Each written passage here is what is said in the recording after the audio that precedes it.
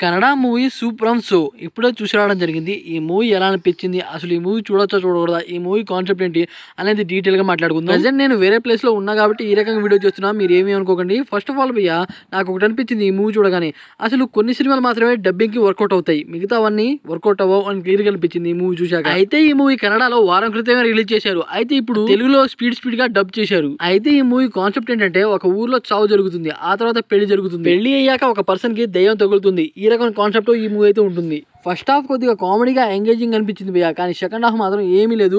ఈ movie run time వచ్చి 2 hours 35 minutes. Second half అయితే బాగా ల్యాగ్ చేశారు అని క్లియర్గా చెప్పొచ్చు. అయితే ఏదైనా సినిమా తీశారు అంటే అది వాళ్ళ భాషలోనే తీస్తారు, దానివల్ల ఆ భాషలో సోల్ అనేది ఉంటుంది. కానీ ఈ రకంగా డబ్ చేయడం వల్ల చాలా మందికి నచ్చదు, ఎందుకంటే దాంట్లో సోల్ మిస్ అవుతుంది. కామెడీ పరంగా ఈ మూవీని ఒకసారి చూడొచ్చు. దీంట్లో చాలా మంది యాక్టర్స్ అయితే ఉన్నారు, అయితే వాళ్ళు ఎవరో కూడా మనకైతే ఐడియా లేదు. అయితే ఈ మూవీ ట్రైలర్ చూశాక నాకు కొద్దిగా ఇంట్రెస్టింగ్ అనిపించింది, దాని కారణంగా నేనైతే వెళ్ళడం జరిగింది. అయితే ఈ మూవీలో నాకు నచ్చింది ఏంటంటే, కొన్ని ఫైట్ సీన్స్ రియల్ గా జరిగినట్టు మనకైతే చూపించారు. కన్నడలో ఈ మూవీ తక్కువ బడ్జెట్ తో బ్లాక్ బస్టర్ అయింది, కానీ తెలుగులో మాత్రం ఆ రకం కాదు. చాలా మందికి అర్థం అవ్వలేదు, కామెడీనే ఎంజాయ్ చేస్తున్నారు అని క్లియర్ గా చెప్పొచ్చు థియేటర్ లో. అయితే ఊరి బ్యాడ్రాప్ లో వచ్చే మూవీస్ కొంతమందికి అయితే నచ్చుతుంది. మన తెలుగులో చాలా సినిమాలు అయితే ఆ రకంగా వచ్చాయి, అవి మంచి సక్సెస్ అయ్యాయి, మంచి ప్రమోషన్ చేయకపోయినా సరే.